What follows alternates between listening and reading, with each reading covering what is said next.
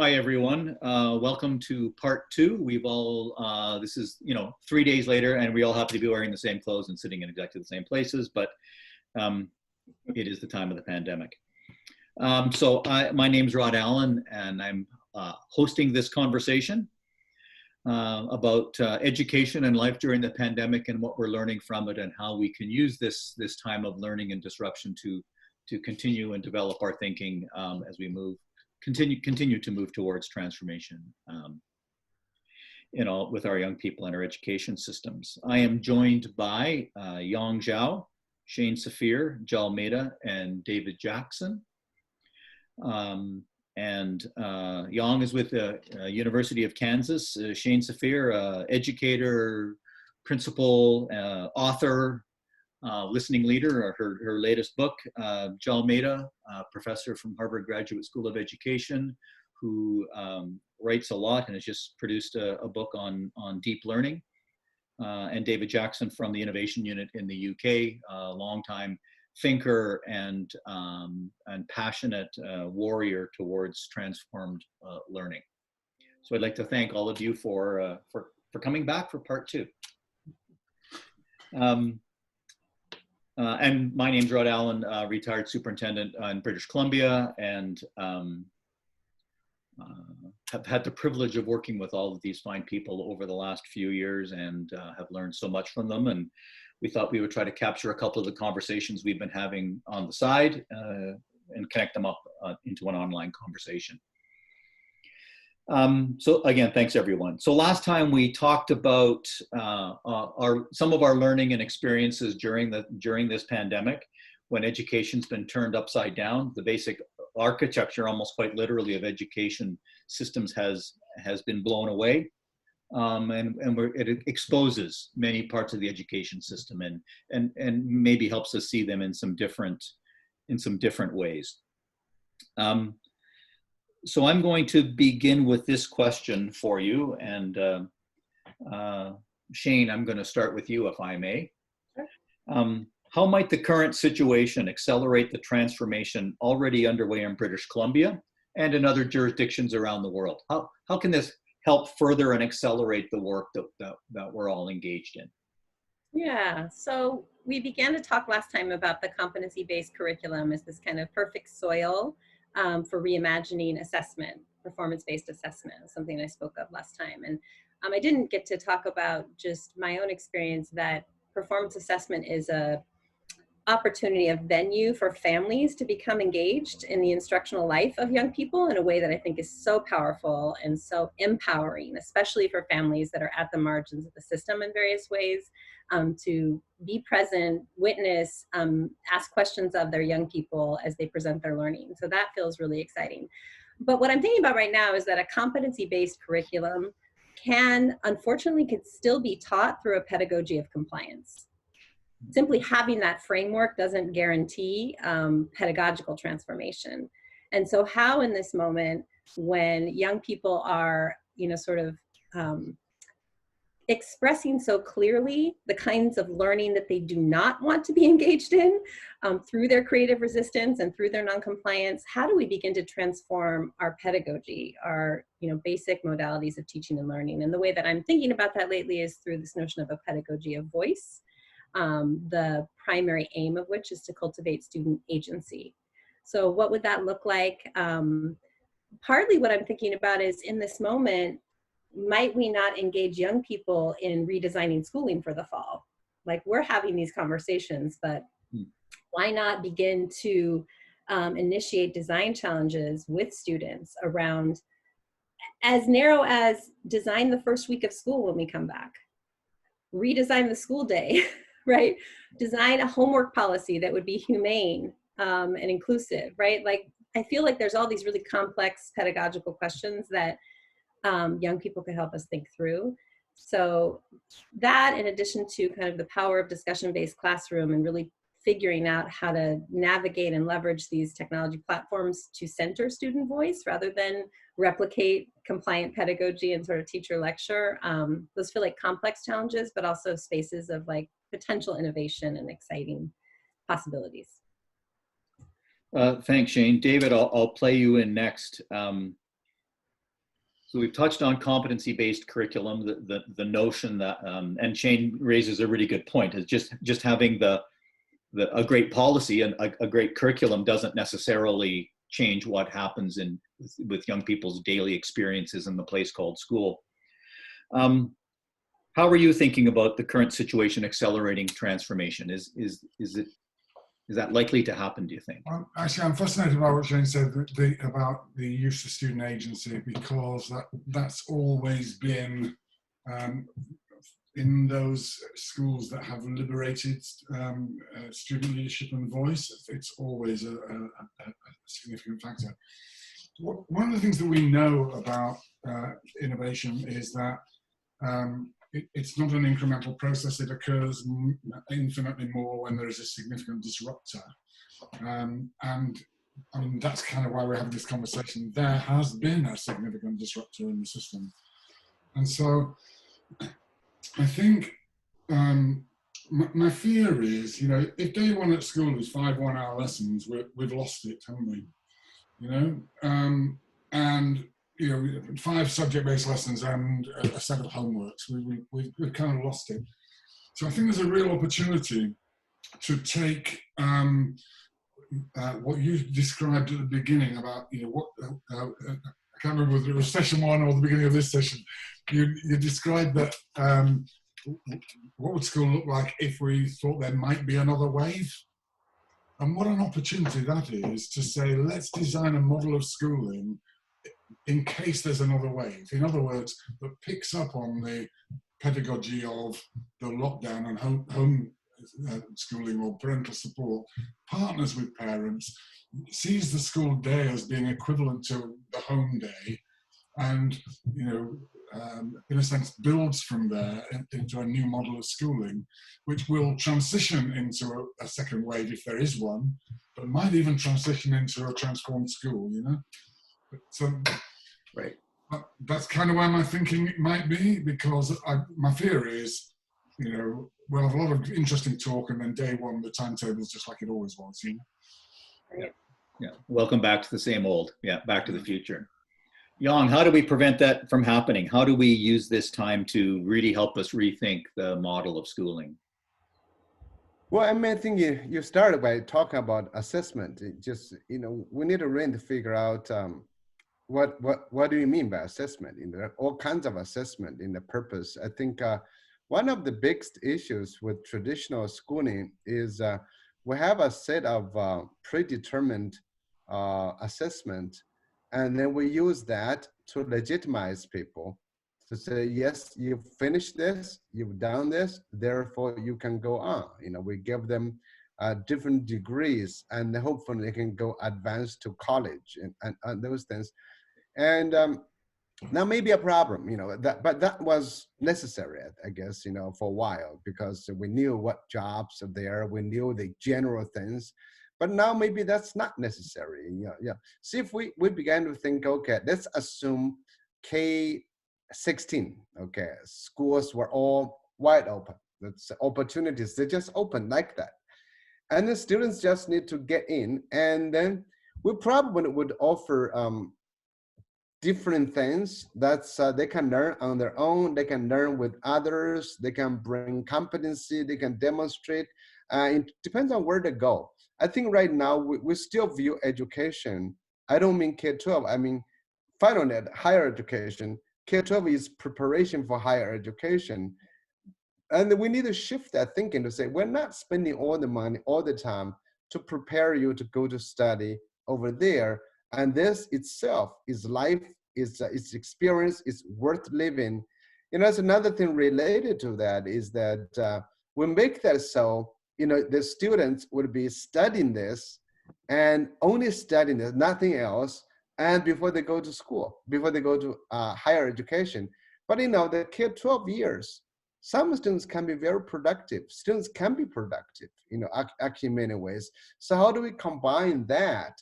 I just think schools can actually they need to really change drastically to shift that thinking. We can start thinking about, assessment. Maybe assessment is not necessary as a system.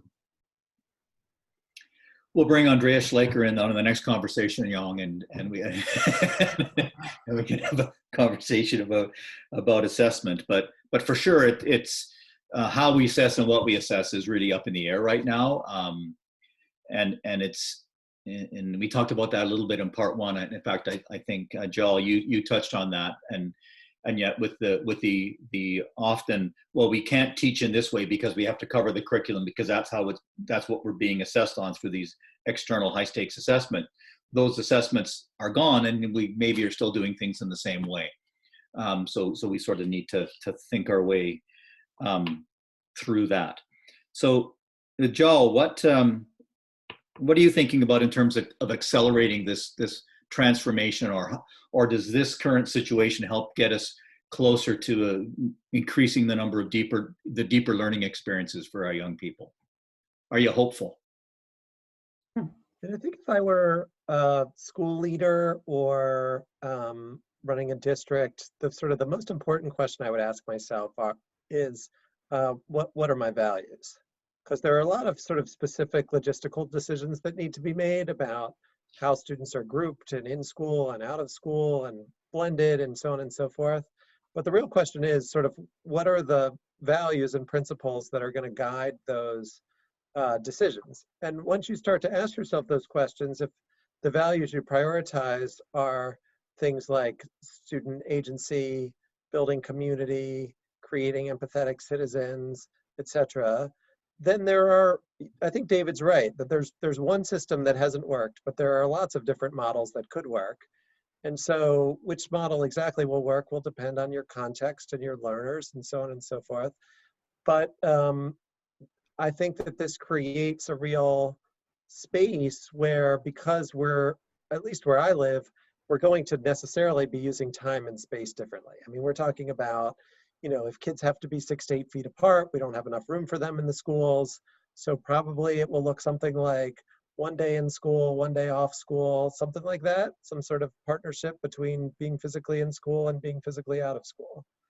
And that will really necessitate more of a partnership model between the home and the school than has existed this year. So, I mean, David, I would love your world where we really rethought what happened during the school day, but like failing that, what if on Monday, Wednesday, and Friday we had sort of normal school, but on Tuesday and Thursday, instead of trying to have normal school, kids really seriously worked on some projects that integrated skills across disciplines and fields. I think parents would appreciate having their kids work on one significant thing over the course of a day, rather than having to work on like 7 little things, each of which has to be managed with a different teacher. So I think that there will be a necessary rethinking of space and time. And another example is in high schools, more progressive high schools have gone to fewer 2-hour blocks on mixed subjects rather than 1-hour blocks on single subjects and things like that. Well, if you want kids not to be passing among lots of different teachers, you're going to want them to be with fewer kids and fewer adults. So this might be an opportunity to think about how you could use those structures in this space. So I'd love to see the radical rethinking, but even the sort of moderate rethinking could be necessitated by the changes we have to make. Great, thanks. Yeah, Jal, you reminded me of the International Symposium on the Teaching Profession that put out a piece a few years ago on innovation. And they talked about four key elements for innovation to happen. Changing pedagogical approaches, of course, but that's often the only one we go to. And they also put in these other 3, regrouping adults, regrouping learners, and rescheduling learning. Well, we've just done those things. They've been done for us. And so does this now put us in a place where we can really think innovatively about how we move forward? I'm wondering if you can think about that same question about what are we learning during this current pandemic from the perspective of parents. Some of you I know here are also parents who are now teaching your children at home. And I'm wondering from a parent's perspective, how might this situation be changing how they're thinking about learning? Might it be changing their expectations when schooling comes back in September, say, when we're sort of back to a semi-normal kind of a situation? Do you think this experience is changing how they might be viewing the world? I'm going to start with you, Shane, as a how parents mother and a parent working through this. The question is if it's changing how parents are viewing their children's learning experience. Right, and how that might that impact on their opinions of what they're hoping to see from schools in the fall. I mean, I'm a rather biased respondent because I am an educator who happens to be a parent, right? And but I talk with a lot of friends and folks in the community who are not educators, and my sense is that people are incredibly overwhelmed by this proposition of trying to educate their children at home, most of them while working. I think incredibly humbled about kind of just the art of teaching and learning, right? That this is not something you just, for all the anti-teacher rhetoric, at least in the United States, about what an easy job and folks are clocking it in and you get these summers off. Like, this is an incredibly complex craft that people develop over time. And then I think, in a sense, I mean, it's making me think about the role of sort of apprenticeship in young people's development and how important it is to have adults who are outside your family unit, right, in the community or in the school, in the sense, to help you grow into a sense of who you are in the world, of what you're interested in. And so barring that access to that reality right now, or having it be very constrained to digital spaces, I think it's just making parents in some ways really appreciate schooling more, which could be problematic if we think about the kind of demand side pressure that we need parents to exert in order to transform schools. So this is maybe a question for the group. Right. If parents are feeling overwhelmed by homeschooling and can't wait for their kids to be back in school, will they then demand the kinds of changes that we're dreaming of here? Or how do we actually educate parents to ask for what might be a more transformational system aligned with their values? That's a wondering I have. I'm going to go back to you. Thanks, Shane. I'm going to go back to you, Jal, again, as a parent of who is now a classroom teacher or a daily teacher of your children. What do you think from a parent's view? Might this opportunity of them seeing their children in action as learners, of seeing how they respond to various types of learning and learning materials coming home, might this be an opportunity for them to change their perspectives on schooling? One interesting things I noticed about my kids who are 9 and 6 is that the first couple of weeks, they really wanted me to replicate school. So they wanted there to be a block of math and a block of English and a block of writing and so on and so forth. And then the longer that went on, the less they wanted to do it. And then we did some project-based learning. And then my 9-year-old just said, I'm just sitting on the couch and I'm going to read Harry Potter until I'm done. And nothing you are going to do is going to get me to do anything else. And so I do think there is a sort of process whereby kids are becoming a little bit sort of de-schooled over time, that they had internalized that they must do these things. And now they're not doing them to the same degree, and nothing really bad is happening to them. And in some cases, really good things are happening. So I think Shane is right that it really matters how it's framed and how the sort of public is activated, because it seems quite possible that people could say, please just take my children back and let me go to work or have some peace. And I don't really care what you do once they get there. That is definitely a response that I could imagine. But I also could imagine, you know, some good things happened while they were at home, and they got to see that a lot of the things they were doing at school really were not things their kids wanted to do. And if they could see an alternative, or really, I might call it sort of legitimating an alternative, right? To your apprenticeship learning, all parents know how to do lots of things. And they're teaching their kids those things now, sort of out of necessity. And we recognize some of those things, more than others. So like if you're teaching your kid graphic design or chess or something, it's legitimated. But if you're teaching your kid like, you know, how to fix your car, it's less legitimated. But that's just because we have sort of schooled society in a certain way. But there's just as rich apprenticeship learning there as there is in any other realm. So I think there are opportunities. Thanks, Joel. Yong, do you want to weigh in on this? Well, I mean, I think this is actually quite interesting conversation because my kids are grown up now, you know, so they are in their own ways. So I don't have children right now to try this model. But you know, my imagination is really a lot of parents who are not in our kind of situation. And you know, when kids are home, we're home. A lot of parents have to worry about other things. They're losing jobs. They don't have other things. I'm deeply concerned about those parents, how they think. You know, it's, you know, I think many of them, school serves a function, probably more than teaching and learning, actually, a lot of times. So that's, I think that's a deep concern. However, at the same time, I'd like to, you know, if those parents have a chance to watch what we're talking about, it's actually meaningful when, you know, what people are talking about here is to maybe not over manage the children too much, you know, to manage the children, to make sure that they go into school and have the children maybe give them certain responsibilities to do, you know, instead of trying to make sure they follow whatever school is trying to get them to do, but have children do something interesting, which they haven't done before. You know, I think it's, but also make it clear that this is not, you know, like the summer vacation. You know, they still have to do something, some kind of learning to demonstrate. I've heard from different parents that children are doing interesting things. They do not want to go back to school, some of them. And but of course, some kids would love to go back to school. It's different. I think it's different from different families. But I just want to remind ourselves that we have a lot of parents who are in tough times. Thanks for that, Yong.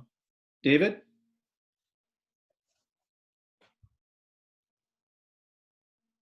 David, you are muted.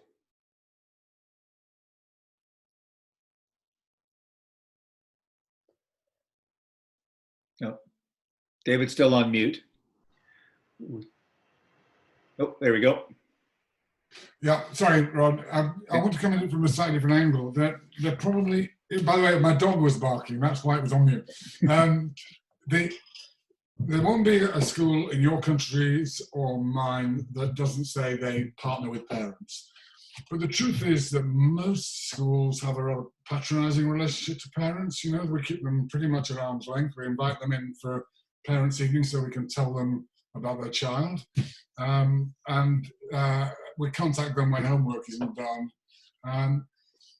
And there's lots of better examples than that, of course. You know, as Shane was talking earlier about, you know, the deep involvement in assessment, for instance, so on. But my point is, there is a fantastic opportunity in this situation for schools to practice new types of partnership with parents, partnerships in the facilitation of learning, partnerships in a dialogic process about how their children are learning and what the meaning of the learning is all about, partnerships in the way in which learning is assessed. Because if the parents are involved in helping to implement that learning, they damn well ought to be involved in the assessment of it too, you know?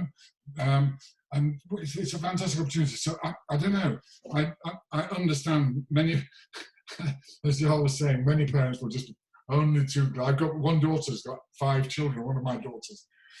She'll be only too glad when she can give them back to school, you know? And she'll just like want a bit of respite for a while.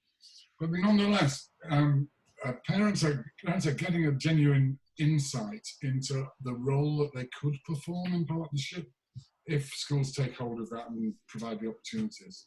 So I do see those possibilities here. Great, thank you. I want to go back to something that Yong touched on around equity. That I think we're also seeing certainly in British Columbia, and I believe in all our jurisdictions, we're seeing equity in pretty stark relief right now, and some of those equity challenges that we've had are very apparent. So the question I'd like to pose to you, and Shane, I'm going to start with you, is what are we learning about equity that will help us move forward with transformation? Are there some things that we're learning about equity and inequity, I suppose, that will help us move towards a more transformed model? Yeah, that's such an important question and 2 very minutes or less. Yeah. try to answer in 2 minutes.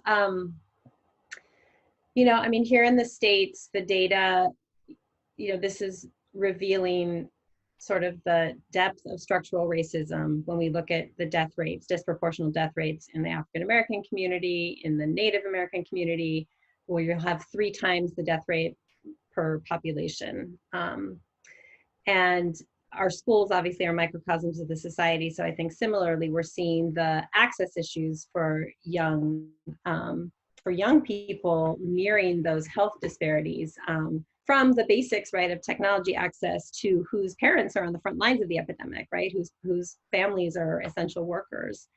And I think, you know, I'm thinking about something that our colleague Tamara Malef said in a call the other day from the Deeper Learning Dozen. She was talking about this tendency toward cultural replication right now, that we're trying to just sort of replicate schooling, as we've been talking about, but that there's this other opportunity to actually, in this moment, walk to the margins of the system and really listen and engage the voices and the experiences of families and children at the margins of the system in order to reimagine schooling in a more equitable way. And I think that that requires us to reject the sort of one-size-fits-all approach, even in the current moment, the virtual moment, and to say we're going to use, you know, what we might call a targeted universalism lens. Yes, we want the same outcomes for all kids, but we're going to target our resources and our energy to the children and the families that are most marginalized. I don't know how to do that unless we actually kind of reorganize ourselves and do the deep listening with the young people who are least connected to schooling right now. And I think if we do that and we ask, like, what's your daily experience in this moment of the pandemic? What do you need? What do you want? What do you dream school might look like in the fall? What's getting in the way of you learning and thriving as a scholar? I think that we'll find, if not answers, we'll find emergent direction around what to do to increase equity. But right now, I don't know that we're even asking those questions or you know, sort of investing energy at the margins of the system. Rather, we're trying to kind of rebuild and like just sort of exist and sustain. So I hope that that's something that folks can start to do in the next couple of months. So maybe even the optimistic part is it helps us ask better questions and to think about ourselves differently. Can I build on that? Please, Jal. Yep. I mean, I think if it's become apparent, and is only going to become more apparent, that that the way that the virus has struck is highly unequal for the reasons of institutional racism, segregation, and other factors that Shane cited. And so what that means is that there are going to be a lot of students whose parents are out of work, who become homeless, who are doubled up. It's going to be a really, really hard year if it isn't, you know, it is already and will only become more so. And so to the degree that schools see themselves as sort of second families, communities, relational places, and doesn't mean they can't have high expectations, doesn't mean that they can't push their kids to think hard, work hard, etc. But, you know, if you say to a kid whose parent has just lost a job or is in really dire financial straits, you know, where is your essay and why haven't you turned it in on time? The kid is not going to come back to you the next day. Right. And so the experiences of the schools and the districts we've been working, and also a survey that Californians for Justice recently put out, show that the schools that are faring the best under these conditions are the ones where kids have really strong relationships with their teachers, and where the schools have set up structures like advisories, crew, and other structures where kids systematically build those kinds of relationships. So I think that there's a real moment for schools to think, broadly and humanely about their charges. And to their credit, I think that was their first instinct when this started. And I think that's going to need to continue through the spring and through next year. Yeah. Thanks, Joel. David Jackson, what's your thinking Yeah, on I'll be what quick we're on learning about it. equity for the future? I'll be quick. I mean, one of the things that the situation has done is to highlight sort of known inequalities that they're kind of, certainly in the UK where kids turn up to school in uniform all looking the same, they get kind of hidden in the classroom. We're really aware of them now. And there are lots of things that schools can do to mitigate. Y'all hit on some of those. I do believe in the sort of relational environment, culture of school, the advisory crew thing. The other one that we haven't mentioned, though, is that the schools that I've connected with that have the most powerful impact on the equity challenge are those where there are collegial learning relationships in the classroom, where kids help kids, where it isn't a teacher and 25 kids, it's 25 learners, 25 teachers, and everybody's supporting each other to success. I think that sort of methodological thing, relational thing, cultural thing is very profound and not prevalent in a competitive classroom where kids are competing for grades, you know? Yep. Thanks, David. Yong, you brought this issue up. Any other thoughts that you'd like to bring to us? I just want to just add to that. I think this is a very unusual, to say the least. Is that I think everybody needs to be aware of this. However, from what I've seen in China, people returning to schools without, as if nothing happened. It's just there's not reflection, there's not much of thinking. So I'm just thinking about, this should get people to be more aware of equity, justice, all those things, but that may just be gone, So that's what I'm kind of concerned about, That's why, I'm very enjoying all of us talking about this. More people talking, the chance of it going back to as if just nothing happened is become less possible.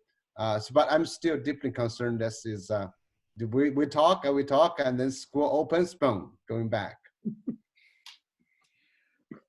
Okay, one more question for you. I think we're not going to get to the how we get prepared. We might have to bring you back for part 3, and we can actually put on different clothes for that.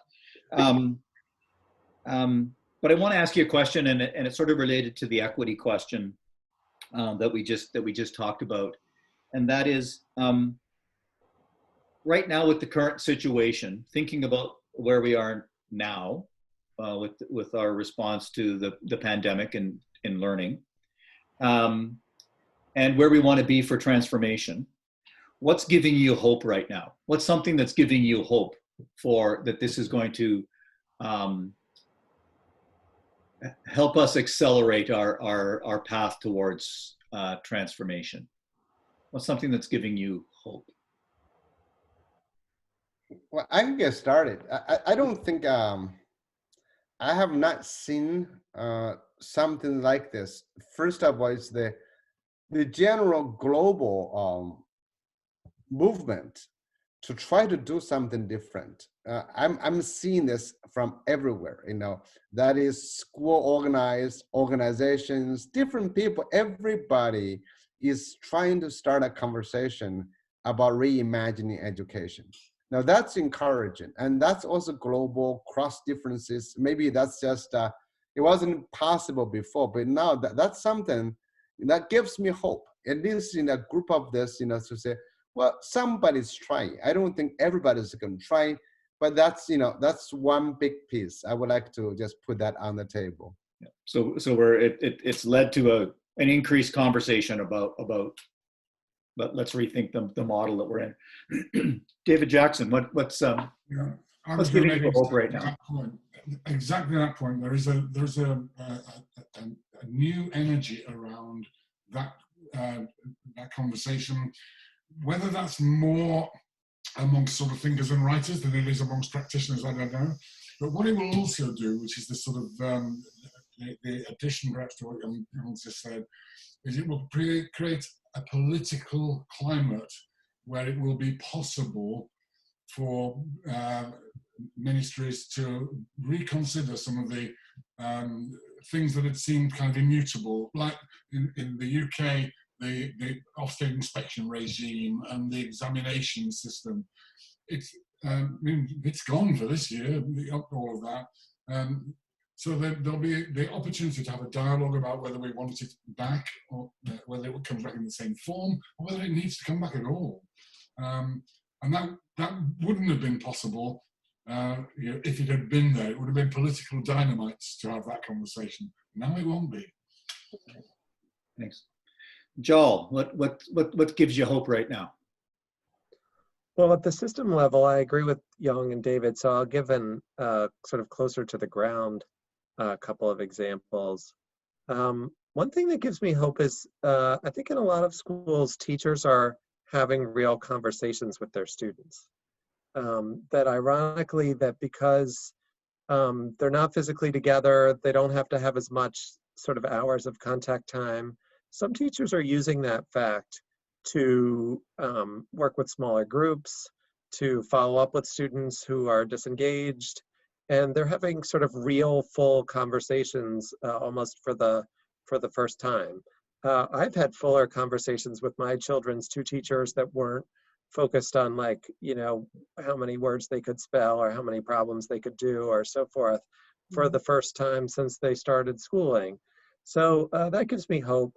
And then the other thing that gives me hope is, as always, I feel like adults are the hard part and children are the easy part.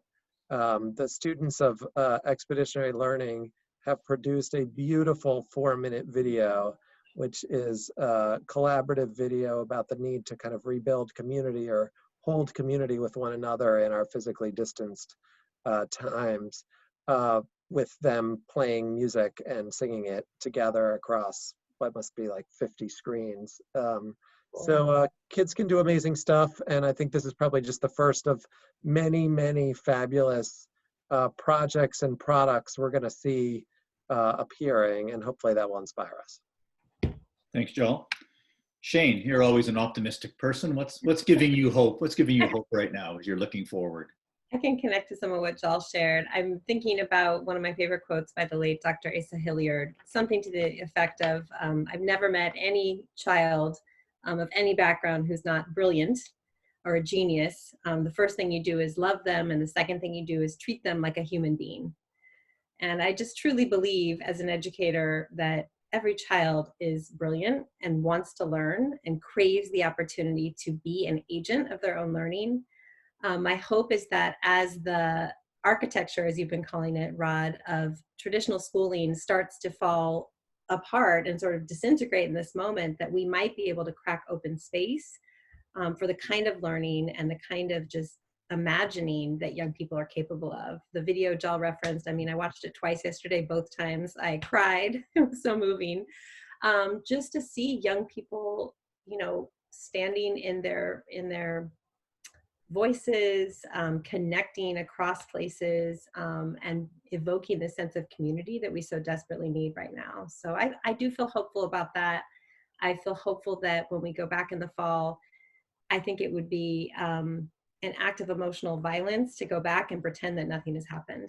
Mm-hmm. So we have this opportunity to do it really differently, and I'd love to keep the conversation going with you all about what that reentry, that kind of coming back together could look like. Thanks, Shane. Yeah, and what gives me hope, I think, is, you know, for years we've heard that and seen how difficult the system is to shift. And it just keeps replicating itself, and it just keeps chugging along. And yet we've also seen across the globe that shift almost over a weekend. And it may not be perfect, and it's certainly not great everywhere right now, that's for sure, but it's different. And so with that kind of energy, that gives me hope that with more focus and thought and not doing it from a defensive place, but from a transformational place, we actually have the tools and the skills to redesign the system and rebuild it into something that we'd all really like to see for our young folks. So that gives me hope, and also echo what many of you have said. The fact there's many of these conversations. In fact, it's almost impossible not to have a conversation about what schooling starts to look like right now is hopeful. So many more people are engaged or wanting to become engaged in that conversation. Also gives me great hope. I would like to thank all of you for coming together and joining in this conversation. I'm hoping we'll have you all back for part 3 now, which is where we start thinking about what reentry starts to look like and what kids are coming back to. But I would also like to make up for my faux pas at the beginning of this part 2 conversation of recognizing the fact that I'm hosting this conversation here on the territory of the Coast Salish people, particularly the Hulkamanian speaking people, on whose ancestral lands I currently live, and thank them for the blessings of living in this amazing place. I'd like to thank Yong Zhao for joining us, Shane Safir, David Jackson, and Jal Mehta. Thanks for joining us for this conversation. And hope we'll see you all for part 3 in the coming couple of days. So thanks very much, everybody. Much appreciated. Hi, Chka. Thanks for having us, Rod.